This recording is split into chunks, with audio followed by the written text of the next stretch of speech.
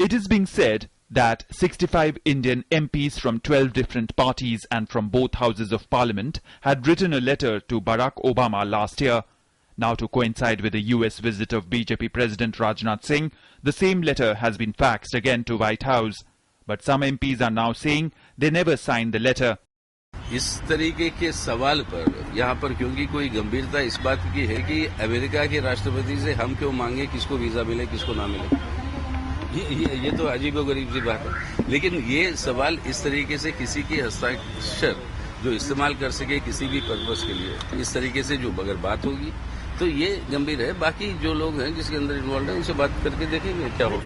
But the independent MP Mohammad Adib, who initiated this letter move, insists that Yechuri had signed the letter. आज सीताराम जी शायद या तो भूल रहे हैं क्योंकि पुराना किस्सा है, या फिर शायद उनके कोई पार्टी कंपल्शन होगा, इसलिए कि किसी भी मेंबर ऑफ पार्लियामेंट ने पार्टी एफिलिएशन से साइन नहीं किए थे। Not wanting to miss out an opportunity to score politically, the BJP has taken an offensive stand on the issue.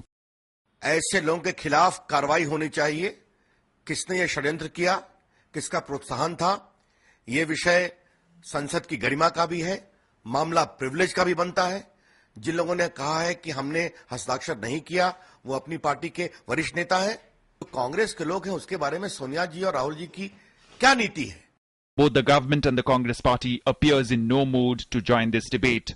किसको वीजा मिल रहा है नहीं मिल रहा है अमेरिका तय करेगा। हमें इसमें कोई लेना देना नहीं है। अमेरिका की सरकार पर यह निर्भर करता है कि मोदी जी को वीजा दिया जाए या न दिया जाए। US has not granted a visa to Narendra Modi because of human rights violations in Gujarat during his tenure as chief minister. Whether within the BJP or outside, there is never a dull moment when it comes to Modi.